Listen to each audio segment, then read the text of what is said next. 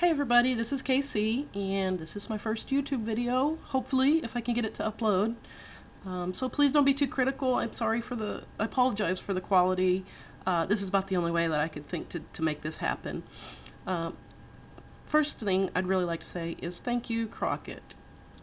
First of all, for the giveaway, and thank you even more for sharing your experiences outdoors with us. You know, it really shines through in your videos, the connection that you have and the love of the outdoors. And I really want to thank you for inviting us into your little world. You love what you love, and we love it right along with you. So thank you. My story begins May of last year, Tucson, Arizona. It was the middle of the week, and I headed up Mount Lemmon because I wanted to get away for a couple of days. Just me and the dog. So I drove up and found a little campsite not too far off the beaten path. You know, I set up camp and I poked around a little bit here and there during the day, and got dark, had a fire on, and fed myself, fed Sunny, the dog, and I'm sitting at this picnic table here, and I had a lantern on because I was reading a backpacker magazine, and a couple minutes go by, and I just got this seriously creeped out feeling that somebody was watching me. And I don't normally get that kind of a feeling. You know, I'm not like a real, I'm just not that kind of a person. So I kicked on the headlamp and, you know, I scoped around a little bit. And I didn't see a whole lot. And I scoped up this hill here. And the picnic table that I was sitting at, just right behind these trees. And about 50 feet, it wasn't a very far distance at all, about 50 feet up on this little hill, I saw a pair of green eyes, just glowing, sitting there motionless. And I saw a little something reflecting off to the right of it, so I looked over there, and there was another pair of green eyes.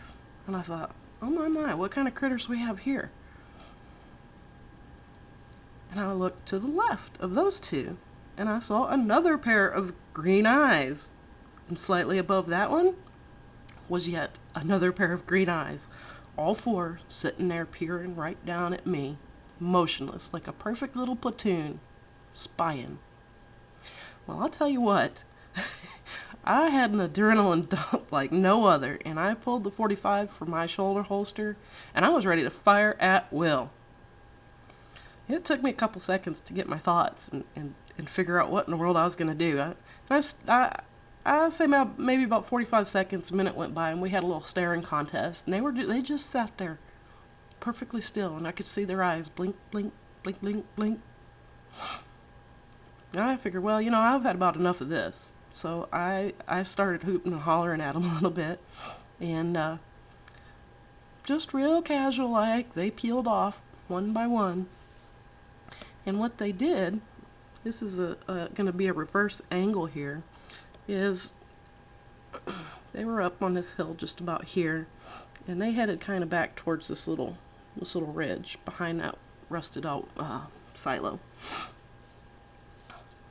So, you know, I shut down all the lights and stoked up the fire real good, hoping that would scare them off. And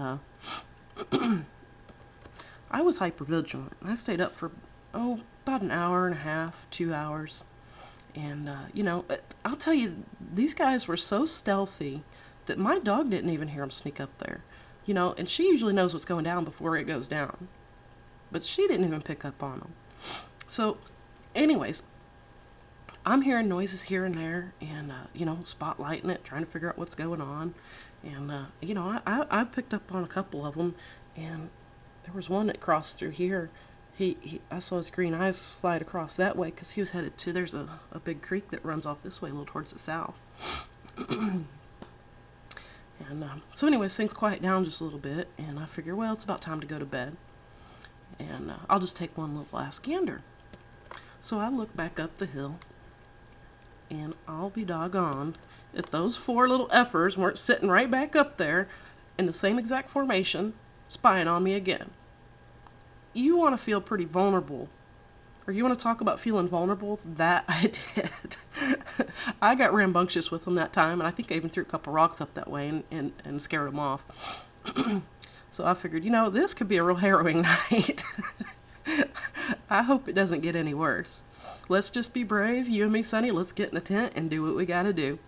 Worst comes to worst, I got you and the 45, and we will make business happen. So I get settled in, and a few minutes later, I hear rustle, rustle, rustle, rustle, rustle, rustle all around my camp. And I'm thinking, oh my God, I hope these guys aren't down here. And I didn't want to open the tent and let my dog get a visual, because you know, when she sees critters like that, she'll go ape shit, start barking and try to get out the tent. And that's kind of hard, but eventually I did peek out, and lo and behold, what do I see? This looks like a ghost picture. The quality is really poor, but there it is. It was a skunk. Little skunk trolling around out there looking for food, digging through the ground.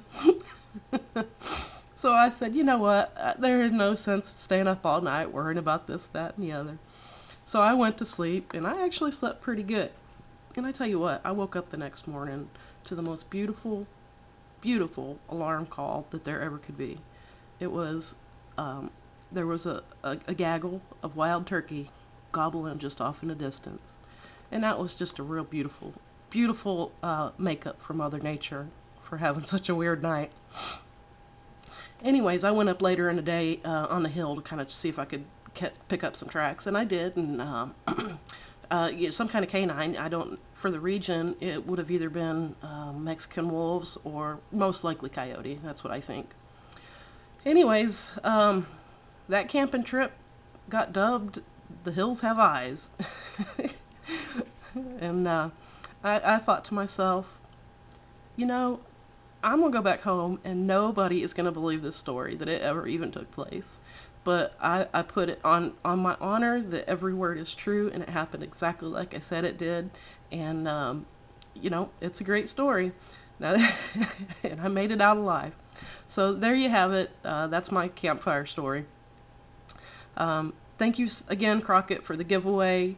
Really kind of envy those green Ribz that you have, especially the new ones. I've been thinking about buying one. But anyways, this is a great giveaway, and best of luck to everybody else who enters. I can't wait to hear your stories. Bye.